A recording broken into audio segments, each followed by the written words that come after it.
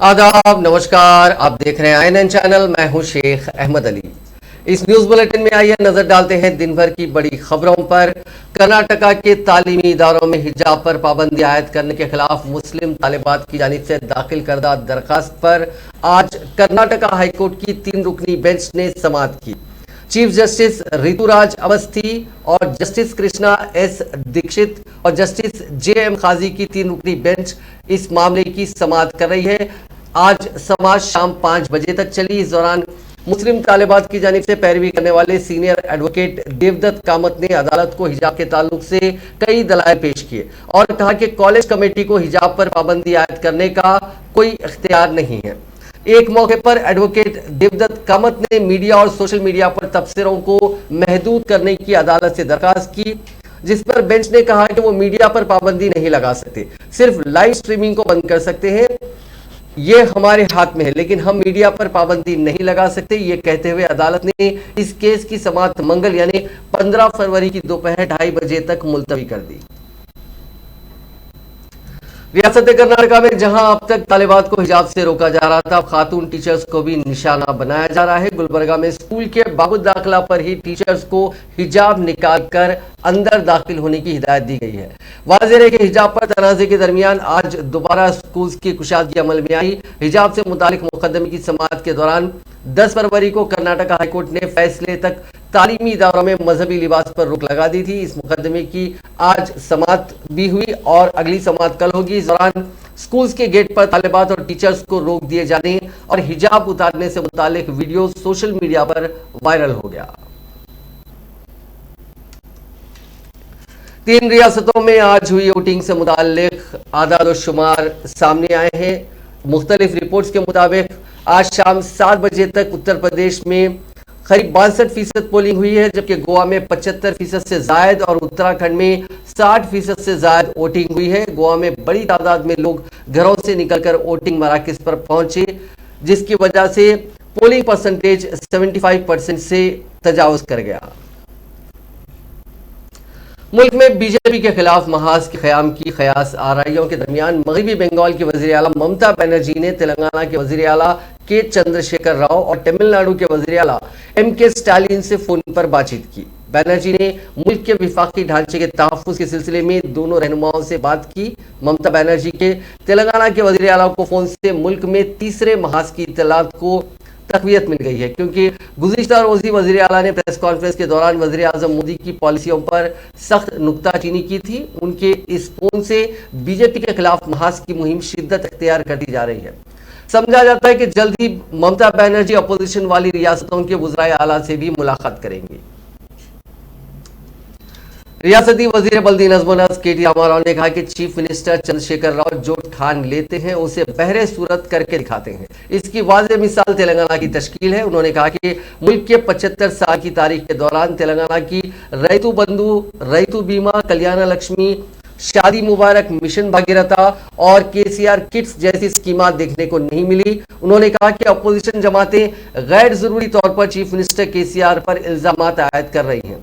उन्होंने चैलेंज करते हुए पूछा कि क्या किसी रियासत में गरीबों के लिए डबल बेडरूम मकानात की फराहमी जैसी स्कीम पर अमल आवरी की जा रही है। उन्होंने दावा किया कि तेलंगाना की फलाही स्कीमात दूसरी रियासतों के लिए मशले राह है। वजीर मौसूफ ने आज अपने हल्के इंतखाब सिलसिला के मुख्तलिफ मकामात मुस्ताबाद, यल्लारेड्डी पेट और गुम्भीराव पेट का दौरा किया। उन्होंने मुस्ताबाद में करोड़ों रुपए लागती तरक्याती कामों का इफ्तिताह किया और संग बुनियाद रखा। केटीआर ने डबल बेडरूम मकानात का भी इफ्तिताह अंजाम दिया और मकान के दस्तावेजात को इस्तेफादा कुनिंदगान के हवाले किया। इस मौके पर मुनक़दा तकरीब से खिताब करते हुए उन्होंने निशानदही करते हुए कहा कि 18,000 करोड़ रुपए के सरफे से तेलंगाना में गरीबों के लिए डबल बेडरूम मकानात की तामीर अमल में लाई जा रही है।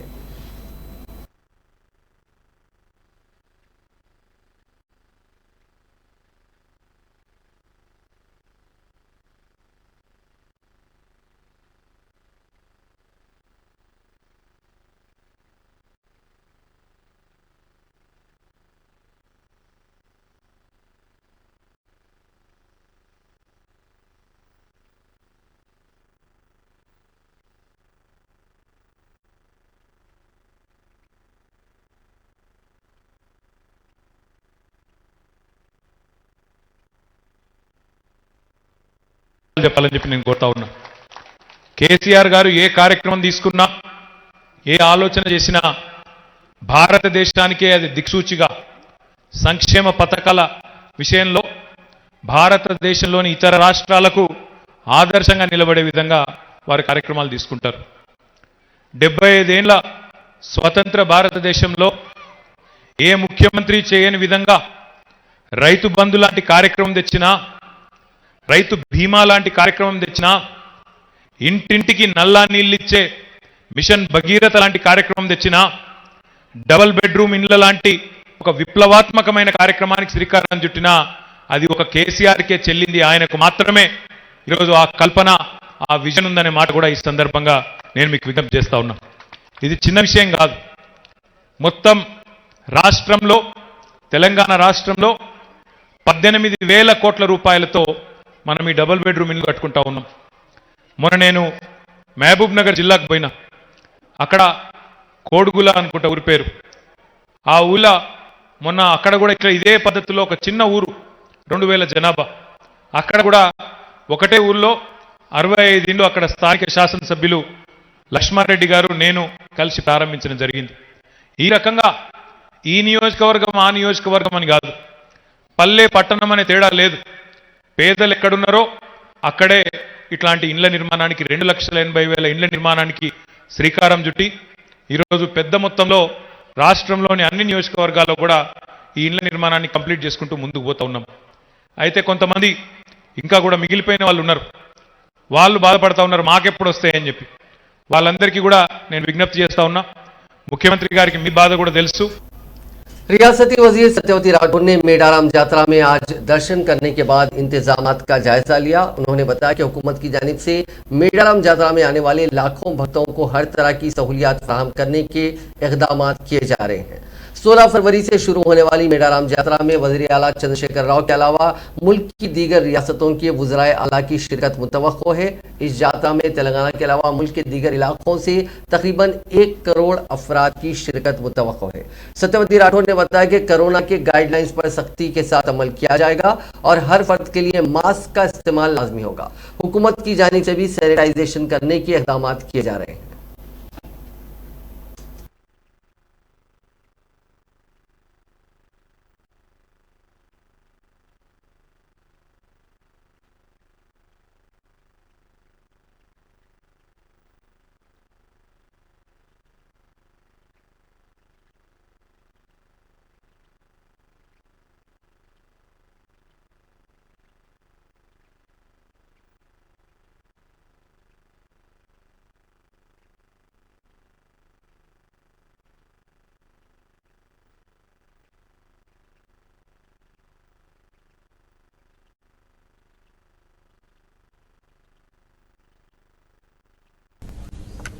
సాఫీగా దర్శనాలు చేసుకొని అమ్మవారి ఆశీర్వాదం తీసుకొని పోవడానికి అడ్వాన్స్ గానే ముఖ్యమంత్రి గారు 75 కోట్లు ఇవ్వడం, తర్వాత కూడా మేము కొన్ని అవసరాలు గుర్తించి కలెక్టర్ గారు నేను మాట్లాడుకుని ఉమ్మడి జిల్లా వ్యాప్తంగా ఉండే జాతరకు సుమారు 2 కోట్ల రూపాయలు ఇచ్చాం.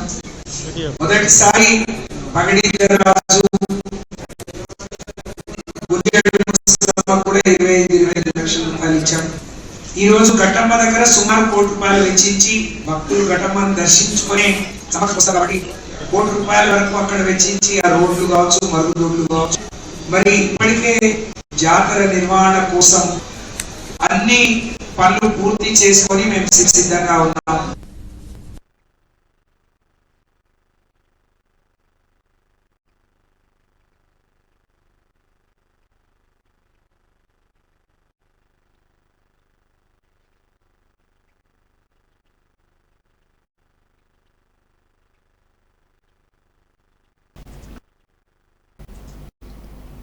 रियासती वजीर तलसानी श्रीनिवास यादव ने मरकजी वजीर सयाहत जी किशन रेड्डी पर शदीद तनकीद की और कहा कि सिकंदराबाद एमपी होने के बावजूद किशन रेड्डी मरकज से इस हलके की तरक्की के लिए फंड्स लाने में नाकाम रहे। आज तेलंगाना भवन में मीडिया से बात करते हुए तलसानी श्रीनिवास यादव ने कहा कि किशन रेड्डी वजीर आला चंद्रशेखर राव पर बेबुनियाद इल्जाम आयद कर रहे हैं, जबकि खुद सिकंदराबाद के रुकने पार्लियामेंट की हैसियत से उन्होंने अपने हल्के की तरक्की के लिए कोई काम नहीं किया। उन्होंने कहा कि उनके पास सभी दस्तावेज मौजूद हैं जिससे वो साबित कर सकते हैं कि सिकंदराबाद हल्के में जितने तरक्याती काम हुए हैं वो सब रियासती हुकूमत के फंड से किए गए हैं, जबकि मरकज की जानिब से सिकंदराबाद हल्के के लिए कोई पैसे जारी नहीं किए गए। తాగడానికి నీళ్లు, రైతాంగానికి సాగునీరు, ఇవన్నీ బ్రహ్మాండంగా 7.5 సంవత్సరాలు అంటే మీతో పాటే మేము ప్రభుత్వంలో ఉన్నాం. కేంద్రంలో మీరు వచ్చిండ్రు, రాష్ట్రంలో మేము వచ్చినాం. మేము ఇవ్వగలిగింది మీరు ఈ దేశంలో ఎందుకు ఇస్తలేరని అడిగినారు. దాని మీద చెప్పాలి. దాని మీద చెప్పనీకే చేత కాదు, చెప్పడానికి కూడా ఏం లేదు. ఈరోజు ఈ దేశ ప్రధాని గారు, కేంద్ర ప్రభుత్వం కూడా ఏమన్నా చెప్పగలుగుతుందా? చెప్తే ఒకవేళ బీజేపీ పార్టీ కానీ బీజేపీ ఎంపీలు కానీ ఈ దేశ ప్రజలు కానీ ఏమన్నా చెప్పాలనుకుంటే కేంద్రం మన ప్రధానమంత్రి గారి ఫ్యాషన్ షో గురించి చెప్పగలుగుతారు. దినానికి 4-5 డ్రెస్సులు వేసుకొని డ్రామాలు చేసేది మాత్రం చెప్పుకోవడానికి, చూడడానికి కూడా చాలా బ్రహ్మాండంగా ఉంటుంది.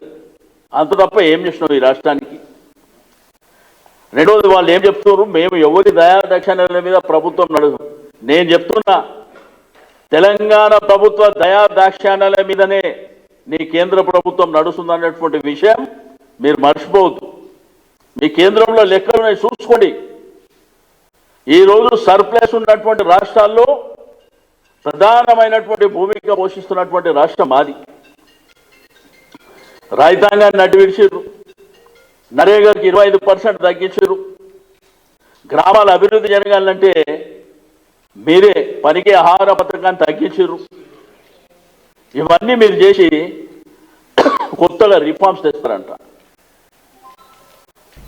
మీటర్లు పెట్టాలని सदर जमहूरिया रामनाथ कोविंद 2 रोजा दौरे हैदराबाद के बाद नई दिल्ली के लिए रवाना हो गए। उनको बेगमपेट एयरपोर्ट पर गवर्नर तेलंगाना डॉक्टर तमिलिसाई सौंदरराजन, हरियाणा के गवर्नर बंडारू दत्तात्रेय जो तेलंगाना के दारुल हैदराबाद में हैं, उनके अलावा रियासती वजीर तलसानी श्रीनिवास यादव और दूसरे सीनियर ओहदेदारों ने विदा किया। अपने दौरे के मौके पर सदर जमहूरिया कोविंद ने शहर हैदराबाद के नवाह में वाक़ मुंशितल में वाक़ जीवा आश्रम में श्री रामानुजाचार्य के 120 किलो सोने के मुजस्समे की नकाब कुशाई अंजाम दी।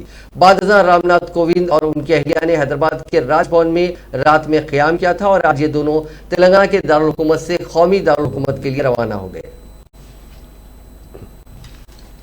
तेलंगाना कांग्रेस के कायदीन ने मुत्तहिदा रियासत आंध्र प्रदेश के साबिक वजीर आला दामोदर संजीवैया को उनके यौम पैदाइश पर भरपूर खिराज पेश किया। सदर तेलंगाना प्रदेश कांग्रेस कमेटी और रुकने parliament Revanth Reddy, working president Anjan Kumar Yadav, साबिक वजीर पुन्नेला लक्ष्मैया, साबिक रुकने पार्लियामेंट वी हनुमंतराव और दीगर कायदीन ने डी संजीवैया के मुजस्समे पर फूल मालाएं पेश की और उनकी खिदमात को खिराज अकीदत पेश किया।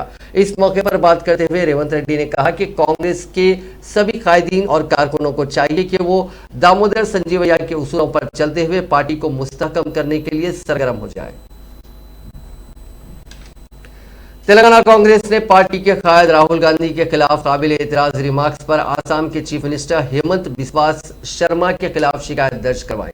रियासत के बेशतर पुलिस स्टेशनों में कांग्रेस कायदीन ने शिकायतें दर्ज करवाते हुए उनकी गिरफ्तारी का मुतालबा किया। रियासती कांग्रेस सरबराह रेवंत रेड्डी और दीगर कायदीन ने इन नागवार रिमार्क्स पर आसाम के वजीर आला के खिलाफ जुबली हिल्स पुलिस स्टेशन में शिकायत दर्ज करवाई। उन्होंने मुतालबा किया कि पुलिस शर्मा के खिलाफ फौजदारी मुकदमा दर्ज करते हुए उन्हें गिरफ्तार करे। कांग्रेस कायदीन ने पुलिस पर जोर दिया कि मुख्तलिफ ग्रुप्स के दरमियान मुकासिमत को फरोग देने पर आसाम के चीफ मिनिस्टर के खिलाफ ताज़ीरात हिंद की दफात 153A और 505 के तहत मुकदमा दर्ज किए जाएं। रेवंत रेड्डी ने शर्मा के रिमार्क्स को हर खातून की ममता के खिलाफ करार दिया। उन्होंने पार्टी के सीनियर कायदीन अंजन कुमार यादव, संपत कुमार, मोहम्मद अली शब्बीर और दीगर के साथ शिकायत दर्ज करवाई।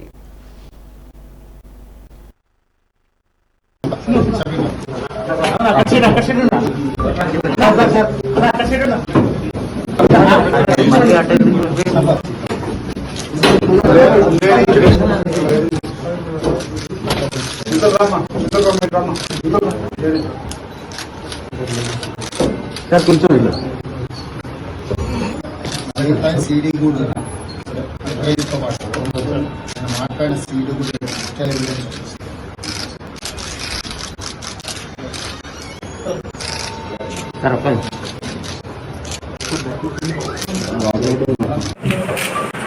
section 153A and 505 public code and 294 of Indian Penal Code Act. Abusive language ఏదైతే వాడిందో దాని మీద నా పేరు మీద మేము అందరం సెక్రటరీ గారు సెక్షన్స్ ఉత్తరాఖండ్ లో జరుగుతున్నటువంటి ఎన్నికల ప్రచారంలో భాగంగా చాలా విషయాలు ఈరోజు యావత్ భారతదేశం భారత సమాజం అస్సాం చీఫ్ మినిస్టర్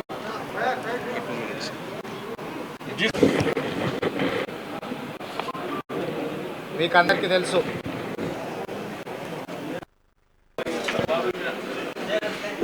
आज सुबह में जुबली पुलिस स्टेशन में रेवंत रेड्डी साहब तेलंगाना प्रदेश कांग्रेस के प्रेसिडेंट के साथ हम लोगों ने एक कंप्लेंट दिया है कि असम का चीफ मिनिस्टर हेमंत शर्मा को जिसने 11 फरवरी को उत्तराखंड के अंदर बात करते हुए राहुल गांधी को सवाल किया कि हम तुम्हें पूछ रहे कि तुम्हारा बाप का नाम क्या है, तो गधे को ये नहीं मालूम है ये कुर्बानियाँ वाला ख़ानदान है। आज़ादी से पहले कुर्बानी है जेलों में गए, राहुल गांधी के पड़नाना जेल में गए, राहुल गांधी के दादा जेल में गए, नानी जेल में दादी जेल में गए, इंदिरा गांधी, तो ये तमाम लोग इतनी साल अपना जेलों में गुजारे। ये ख़ानदान के बारे में वो गधा बोल रहा है। तो हम ये चाह रहे कि आज 709 पुलिस स्टेशनों में हमने कंप्लेंट किया है कि फौरी यहाँ FIR करके वो चीफ मिनिस्टर और गधे को पकड़कर हैदराबाद लाया और जेल में डाला जाए, नहीं तो और 48 घंटे के बाद हम SP ऑफिस पे कामारेड्डी SP ऑफिस में मैं करूँगा, रेवंत रेड्डी साहब कमिश्नर ऑफिस पे करेंगे, हम सब लोग धरना देंगे। आज सुबह कांग्रेस पार्टी ने पीर के रोज गैर मुनक़सिम आंध्र प्रदेश बशमूल तेलंगाना में अक़लियतों की फलाह बहबूद में साबिक़ा कांग्रेस हुकूमतों के कंट्रीब्यूशन या कारनामों पर एक किताबचा जारी किया। साबिक़ वजीर और तेलंगाना कानून साज काउंसिल में अपोजिशन के साबिक़ लीडर मोहम्मद अली शब्बीर की तरफ से मुरतब करदा किताबचे को तेलंगाना प्रदेश कांग्रेस कमेटी के सदर ए रेवंत रेड्डी ने शब्बीर अली की रिहाइशगाह पर मुनक़िद एक प्रोग्राम में जारी किया। इस मौके पर बात करते हुए रेवंत रेड्डी ने याद दिलाया कि पिछली कांग्रेस हुकूमत ने मुसलमानों को तालीम और रोजगार में 4% तहफ़्फ़ुज़ात दिए थे। उन्होंने कहा कि 4% रिजर्वेशन से दोनों तेलुगु रियासतों में गुज़िश्ता 17 वर्षों में तकरीबन 20 लाख मुसलमानों को फ़ायदा हुआ। उन्होंने 4% मुस्लिम रिजर्वेशन को मुतारिफ कराने में शब्बीर अली के किरदार की काफ़ी तारीफ की। उन्होंने कहा कि उस वक्त की काबीना डॉक्टर YS राजशेखर रेड्डी की काबीना में शब्बीर अली वजीर थे और उन्होंने 4% रिजर्वेशन पर अमलावरी में एक अहम किरदार निभाया।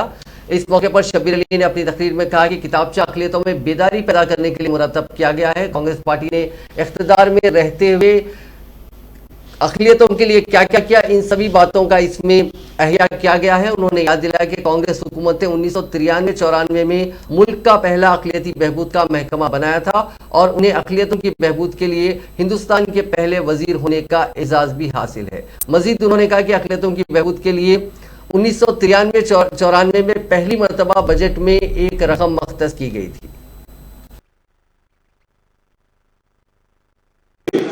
శుభాకాంక్షలు తెలియజేస్తాం. అది లేకపోతే నువ్వు పాస్ అయినట్టు పోతా ఉన్నారు. ఇప్పుడు సుభాషణ అంటే నాకు మాత్రం ఎన్ని ఖాళీ కాబట్టి రవి 100% అన్పల్సులు మాజీ వేదిక వద్దకు వస్తున్నారు. షబ్బీర్ అలీ, సోనియా గాంధీ, రాహుల్ గాంధీ, అంజన్ కుమార్ యాదవ్ గార్డెన్ లో మీటింగ్ జరిగేటప్పుడు అన్నారు 500 పైన ఎవరు చేస్తే బాన్స్వాడ నియోజకవర్గం నుంచి వచ్చిన మండల కాంగ్రెస్ అధ్యక్షులు, ఎన్రోల్మెంట్ ఏజెంట్స్, నాతో వేదిక మీద ఉన్న ముఖ్య అతిథి రేవంత్ రెడ్డి గారి ముందుకు రండి ఉపరా బస్ సుభాష్ మీరు కూడా నేను ముస్లిం కమ్యూనిటీకి అప్పుడు Congress party doctor YS Rajasekhara Reddy Shabbir Ali మనము దానికంటే ముందు విజయభాస్కర్ రెడ్డి గారు సీఎం ఉన్నప్పుడు అప్పటి వరకు మైనారిటీ వెల్ఫేర్ డిపార్ట్మెంట్ లేదు కాబట్టి ఇది journey of the minority welfare department first minority welfare ఒక్కడే నిమిషం బాబు మైనారిటీ వెల్ఫేర్ డిపార్ట్మెంట్లో నేను మొదటిసారి మినిస్టర్గా ఉన్నప్పుడు అప్పుడు దాని తర్వాత ఫస్ట్ చెన్నారెడ్డి క్యాబినెట్లో ఏమేమి సాధించినాం మనము దాని తర్వాత ఇలా ఈ పుస్తకానికి రిలీజింగ్కు మన వైస్ ప్రెసిడెంట్ ఆఫ్ ఇండియా మా అన్సారీ గారు గులాం నబీ ఆజాద్ గారు జైపాల్ రెడ్డి గారు సల్మాన్ ఖుర్షీద్ గారు దిగ్విజయ్ సింగ్ గారు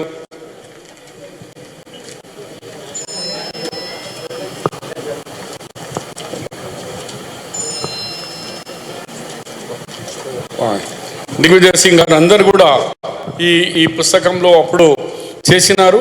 ఇవాళ ఈ యొక్క రిజర్వేషన్ వల్ల 20 లక్షల విద్యార్థులు ఆంధ్ర తెలంగాణలో డాక్టర్లు ఇంజనీర్లు ఎంబీఏ ఎంసీఏ ఇంత పెద్ద ఎత్తున అయినారంటే ఇది కాంగ్రెస్ పార్టీ సోనియా గాంధీ ఇచ్చిన కార్యక్రమం. ఇది ఎవరో ఒక్కడు వ్యక్తి కాదు, సోనియా గాంధీ గారు అనుమతి ఇస్తేనే ఇవాళ 20 లక్షలకు 4% ముస్లిం రిజర్వేషన్ దాని మీద ఈ కొన్ని ఆర్టికల్స్ 5 ఆర్టికల్స్ రాసి ఉండే. అయితే బర్త్డే నాడు రిలీజ్ చేయాలని కొంతమంది తయారు చేసుకొచ్చినారు. కానీ నేను మీ అందరితో అప్పీల్ చేస్తున్నాను, no birthday, no cake, no ఫ్లెక్సీలు. ఇది మన అధ్యక్షురాలు సోనియా గాంధీ గారు ఇచ్చిన ఆదేశాలు. ఏ నాయకులు కూడా దాని బదులు కొన్ని సేవా కార్యక్రమాలు చేయమన్నారు. దాంట్లో రేపు కామారెడ్డిలో కొన్ని బ్లడ్ బ్యాంక్ ఉంది, కొన్ని సేవా కుట్టు మిషన్లు అన్ని డిస్ట్రిబ్యూషన్ ఉంది. కానీ ఎక్కడ కూడా మన ఫ్లెక్సీ పెడతాం, గంటలు వాళ్ళు మున్సిపాలిటీ వాళ్ళు తీసేస్తారు. మన 1000 రూపాయలు ఖరాబ్ అయిపోతుంది. మళ్ళీ మన కొట్లాటలు, నా ఫోటో లేదు, నీ ఫోటో లేదు, వాన్ కేసులు, నీ కేసు, ఈ జగడలే అద్దరా బాబు. నేను అని ఏ జగడైనక్కో ఏ ఫోటో అయినక్కో మనం అధికారం వచ్చే వరకు ఈ ఫోటోలో జగడ పెట్టకుండా మనం ఇది చేసాం మనం. కాబట్టి మా అధ్యక్షుల వాళ్ళకు చెప్తున్నాను, ఈ పుస్తకాన్ని రిలీజ్ చేయాలని మీతో మనవి చేస్తున్నాను. నేను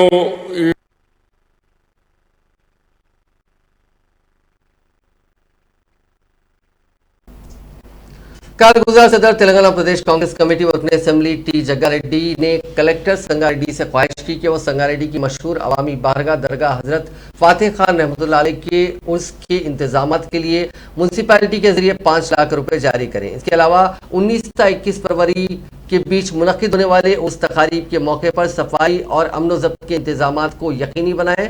जग्गारेड्डी ने आज additional collector local body Rajashree से मुलाकात करते हुए तहरीरी तौर पर नुमाइंदगी की के गुंजी मैदान मार्केट के 67 मलगियात की तकसीम में 32 मलगियात साबिका में वहां पर कारोबार करने वालों को अलॉट करें, 5 मलगियात बर्तन के कारोबार करने वालों को और 30 मलगियात मार्केट कमेटी को तरजीह बुनियाद पर अलॉट करें। सर्जिकल स्ट्राइक के बारे में हकीकत जानने से मुतालिक चीफ मिनिस्टर चंद्रशेखर राव के रिमार्क्स पर एतराज करते हुए मरकजी वजीर इत्तलात और नशरियात अनुराग ठाकुर ने कहा कि कांग्रेस और टीआरएस को चाहिए कि वो इस बात का जवाब दे कि आया वो हिंदुस्तानी फौज के साथ हैं या पाकिस्तान के साथ। ठाकुर ने कहा कि चीफ मिनिस्टर हुजूराबाद असेंबली के इंतखाबात में शिकस्त के बाद बरहम है। उन्होंने कहा कि हुजूराबाद में शिकस्त के बाद उनके लहजे में तब्दीली आ गई है। इस दौरान मरकजी वजीर किशन रेड्डी ने पूछा कि बालाकोट वाक़े के 6 माह के बाद भी पाकिस्तानी फिजा में नो फ्लाई जोन के पाकिस्तान के इक़दामात ही इस बात का वाज़ेह सबूत है। तेलंगाना के मुख्यमंत्री जी की बौखलाहट और घबराहट नजर आती है। हुजूराबाद में हुई सर्जिकल स्ट्राइक के बाद हुजूर के बोल बिगड़े नजर आते हैं। अभी तो एक चुनाव हारे, उसके बाद ये हालत है।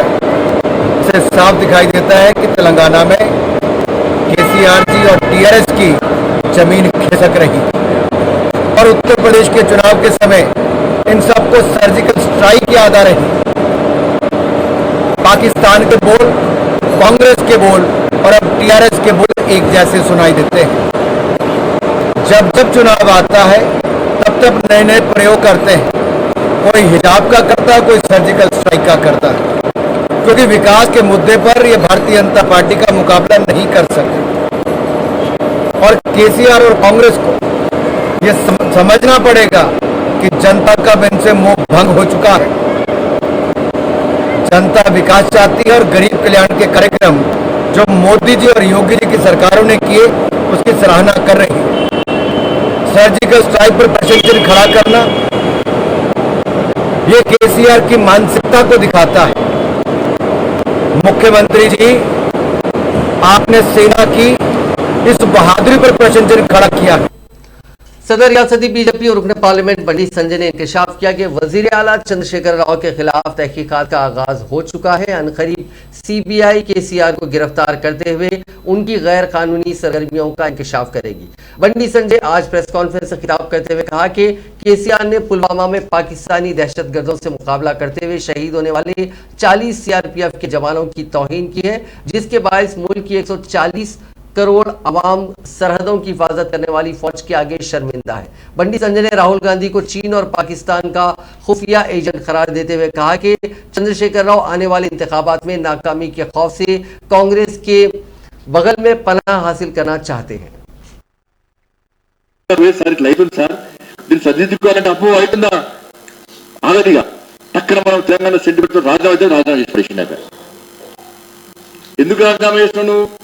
నువ్వు అవినీతి పరు కాబట్టి నీ అవినీతి చిట్టా బయటకు వచ్చింది కాబట్టి जीएचएमसी मेयर विजय लक्ष्मी ने आज खैरताबाद के रुकन असेंबली दानम नागेंद्र और आला ओहदेदारों के हमरा ग्रीन वैली पार्क का दौरा किया और कई तरक्याती मंसूबों का संग बुनियाद रखा।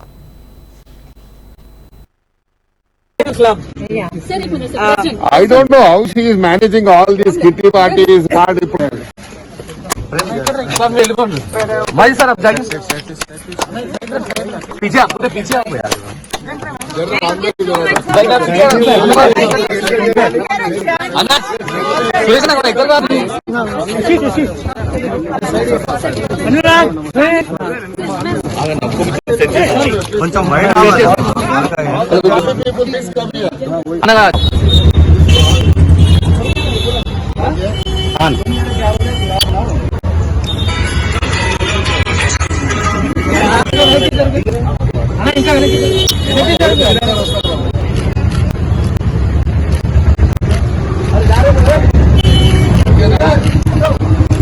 Great opportunity. Yeah, thank you. How are you all doing? Fine. I definitely kitty party. अब एक बड़ी खबर, हैदराबाद में कुल हिंद सनती नुमाइश 25 फरवरी से शुरू होगी। नुमाइश के औकात में मामूली तब्दीली की गई है। रोजाना शाम 4 बजे से 10:30 तक नुमाइश खुली रहेगी। कोरोना के केसेस में इजाफे के पेश नजर इफ्तिताह के बाद नुमाइश को अचानक बंद कर दिया गया था। 1 जनवरी को गवर्नर डॉक्टर तमिलिसाई सौंदरराजन ने नुमाइश का इफ्तिताह किया था, लेकिन 2 जनवरी को माफ कीजिएगा 10 जनवरी तक 2 से 10 इसी दौरान कोरोना के केसेस में इजाफा हो गया था। उसके बाद नुमाइश को पहले 10 जनवरी तक बंद किया गया था, उसके बाद मुस्तकिल तौर पर इसे बंद करने का ऐलान किया गया था।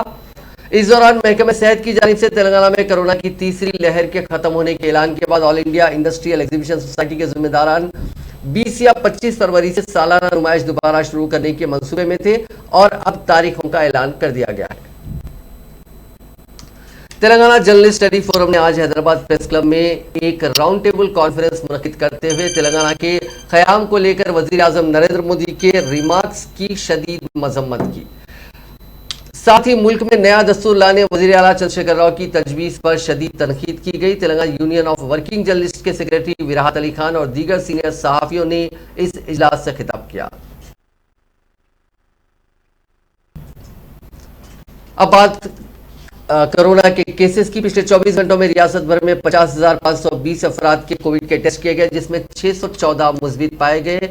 इसी दौरान किसी भी फर्द की इस मोजी वायरस से मौत नहीं हुई, जबकि 2387 अफराद ने शिफायाबी हासिल की। रियासत में फिलहाल 9,908 अफराद का इलाज चल रहा है।